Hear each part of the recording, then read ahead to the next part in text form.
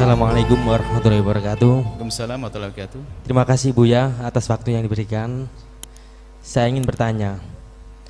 Saya punya masalah keluarga. Sebentar. Yang bicara masalah keluarga yang menyangkut aib atau menjatuhkan, merendahkan spesial nanti, empat mata. Kalau sifatnya umum boleh di mimbar. Kalau memang nanti akan menceritakan tentang dirinya misalnya, artinya bisa saja tidak harus mengatasnamakan diri. Karena khawatir nanti justru menjadi tidak baik dengan pasangannya. Kalau memang pribadi jangan dilanjutkan, boleh diganti yang lainnya. Ya. Insya Allah pasangan Anda solehah, aman, baik. Amin. Mau dilanjut? Siap. Enggak, artinya tidak boleh menyinggung siapapun. Siap. Bukan aib. Ya. Baik. Saya mempunyai masalah pribadi. Saya 8 tahun belum dikaruniai anak. Mohon izin saran buat saya dan istri saya biar lekas diberi keturunan yang soleh dan solihah. Baik. Terima Masya kasih atas waktunya dan jawabannya. Wassalamualaikum warahmatullahi wabarakatuh. Waalaikumsalam warahmatullahi wabarakatuh. Ketulusan niat seorang hamba itu akan membuahkan kebaikan yang besar biarpun belum dimulai. Niatul mukmin khairun min amalih. Anda pengen punya anak karena Anda ingin punya anak-anak soleh yang bisa mendoakan Anda, mungkin begitu bahasanya, yang menjadi sebab masuk surga. Kalau memang Anda tulus, biarpun Anda belum punya anak sudah mendapatkan pahala. Karena ada gambaran dari baginda Nabi orang-orang semacam ini tentang ghibtah, ngiri kepada orang lain tapi dari kebaikan. Ngelihat satu orang punya ilmu kok ngajar di mana-mana sampai dia rindu, saya pengen kayak dia. Atau ada ngelihat orang kaya, masya Allah orang kaya itu enak banget, dengan kekayaannya dia banyak sedekah sana sini, masya Allah. Lalu ada seorang rindu, saya pengen kayak dia, saya akan bekerja nanti biar mendapatkan dia. Biarpun dia belum mendapatkan kekayaan, sudah mendapatkan pahala. Anda merindukan anak soleh seperti fulan punya anak soleh, fulan anak soleh, biarpun belum dikaruniai anak, Anda sudah mendapatkan pahala kalau Anda tulus. Satu. Yang kedua adalah berdoa. Berdoa mengharap, termasuk mohon maaf. Doa kita itu pengkabulannya bukan hanya di dunia saja, sampai di akhirat. Mohon maaf jika ada seorang suami, seorang perempuan yang sudah diangkat rahimnya, bisa hamil tidak secara dohir? Diangkat rahimnya? Nggak bisa. Tetap dianjurkan berdoa, ya Allah berikan padaku anak yang soleh solehah. Duh, agar dapat pahalanya kok. Jangan gara-gara apa namanya nggak punya anak langsung tidak pernah doa. Terus gimana? Biarpun anggap saja istri yang angkat di rahim, rahimnya diangkat, nggak mungkin punya anak dia. Tapi itu berdoa. Karena doa itu menunjukkan dia punya kerinduan, nanti Allah akan kasih. Dan ngasihnya adalah di saat kita akan memerlukan nanti di akhirat, bukan hari ini. Bahkan kalau sudah dikasih di akhirat, di dunia nggak diberi, di dunia nggak repot nerima pahalanya dok. Seperti itu. Jadi ketulusan Anda itu sudah cukup, sangat cukup. Kemudian berdoa ya. Di antara doa-doanya banyak doa, di antaranya Anda amalkan yang belum punya anak adalah membaca istighfar, misalnya istighfar malam yang khusus. Dalam Al-Qur'an disebut istaghfiru rabbakum innahu kana ghaffara yursilis sama 'alaikum midrara wa yumditkum bi amwalin wa banin. Jadi istighfarlah engkau kepada Tuhan yang Maha Pengampun. Sungguh Allah Maha Pengampun. Maka dengan istighfarmu yang spesial tadi akan menjadi sebab dibuka rezekimu dan diberi oleh Allah anak. Di antaranya itu istighfar khusus. Nah, kalau setelah istighfar bagaimana? Serahkan kepada Allah. Kemudian masalah anak, ketahuilah bahwa bahagia itu yang ngasih Allah. Maka Anda akan paham betul ternyata bahagia sejati itu tanpa syarat. Bukan syaratnya ada uang, bahkan bukan juga syaratnya ada anak. Yang menjadikan kebahagiaannya tanpa syarat itu semu.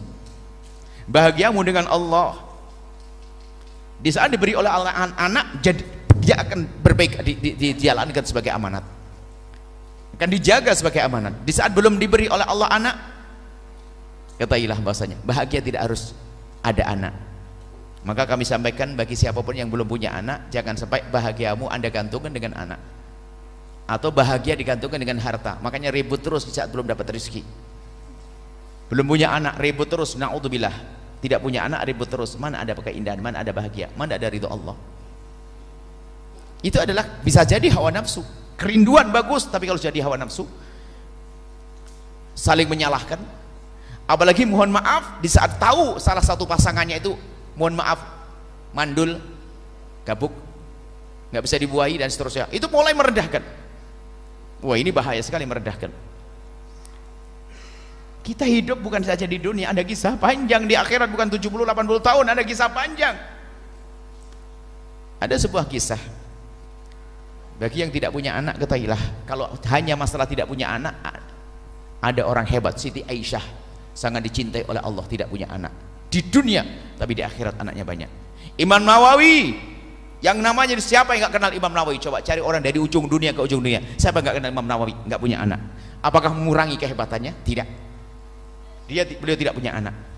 Maka jangan sampai gara-gara tidak punya anak lalu mempermasalahkan di rumah tangga, ribut terus, tidak.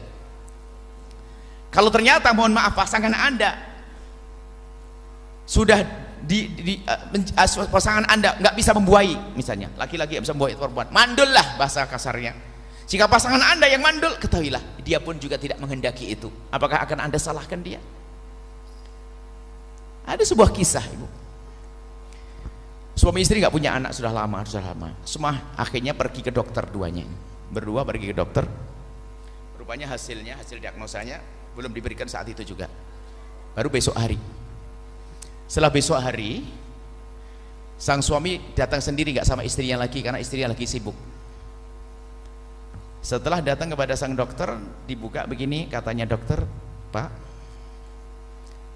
ini ada yang masalah, salah satu dari Anda ini. Siapa Pak yang punya masalah? Istrimu ada sesuatu di dalam rahimnya ini, kayaknya harus ada, kayaknya prosesnya panjang dan sepertinya ini kalau tidak terselesaikan juga nggak punya anak. Oh begitu.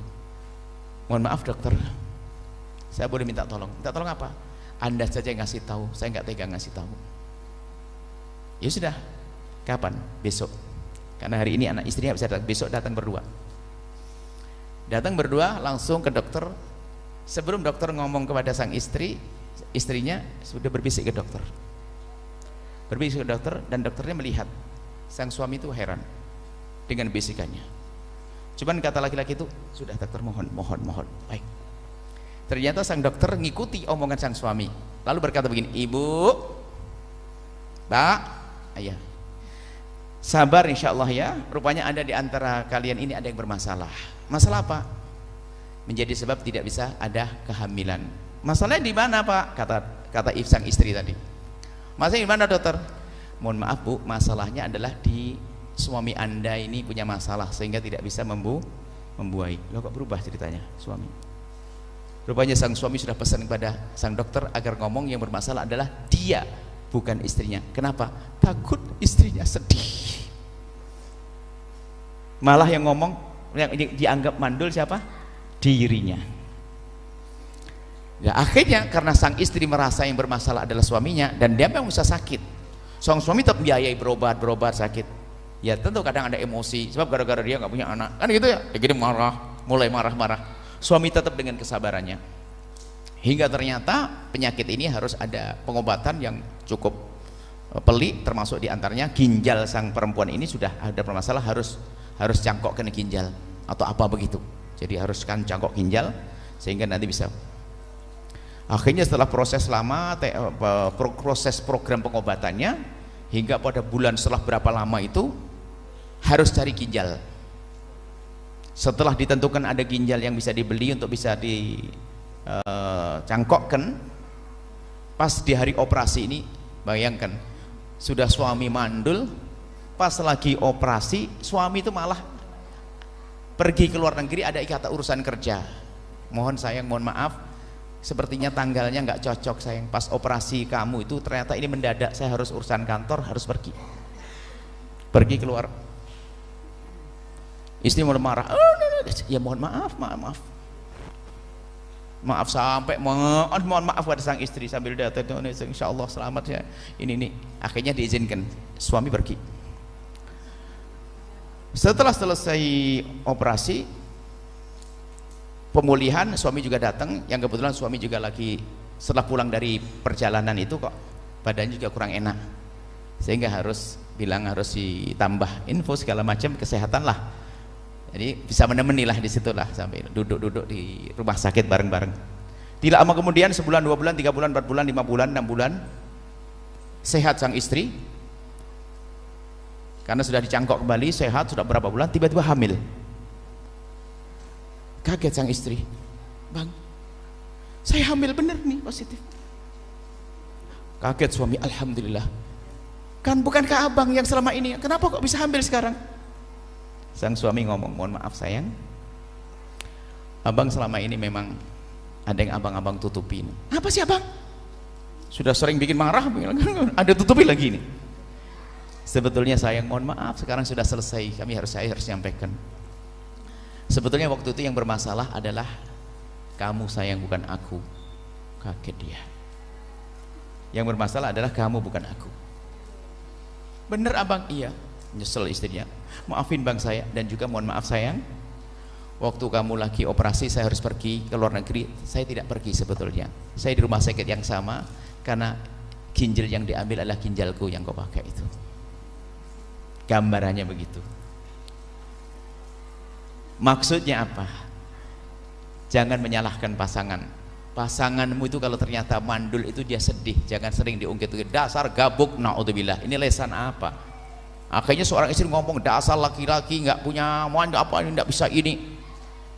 Kadang-kadang bikin ejaan di rumah tangga. Suami, mohon maaf, ada sebagian sperma yang tidak bisa membuahi karena terlalu lemah dan sebagainya, itu bukan kemauan dia, nggak usah marah-marah. Makanya indah, yuk. Makanya dalam hal ini biasanya dia menjawab panjang lebar. Kenapa? Jaga perasaan pasanganmu yang memang diagnosa dokter adalah tidak bisa membuahi atau tidak bisa dibuahi. Jaga perasaannya dia. Ingat, kebahagiaanmu tanpa syarat dengan Allah. Salam takdim kepada istri, insyaallah. Dan kalau perlu tidak usah pergi ke dokter kalau tidak ada gejala-gejala sakit, kecuali ada sakit diminip olehlah. Kalau gejala normal biarkan saja, biar sama-sama tidak tahu bahwasanya siapa yang bermasalah. Sebab kalau keburu tahu, kadang-kadang ada yang nggak kuat. Seorang suami nyalahkan istrinya, istri nyalahkan suami, menjadi tidak indah. Kalau anda harus pergi ke dokter, anda harus siap karena Allah. Apapun yang terjadi, saya tidak akan ungkit pasanganku. Baru anda boleh pergi ke dokter. Kalau tidak, jangan cari masalah. Rumah tangga harus indah, indah, indah. Dan insya Allah, usaha sampai usaha, Allah maha kasih, insya Allah diberi karunia anak. Setelah ini, wallahu a'lam bishawab. Sahabat Al-Bahjah TV, setelah menyaksikan video ini, jangan lupa bersolawat kepada baginda Nabi Muhammad. Shollu ala Nabi Muhammad. Allahumma sholli alaihi wa ala alihi wa sahbihi.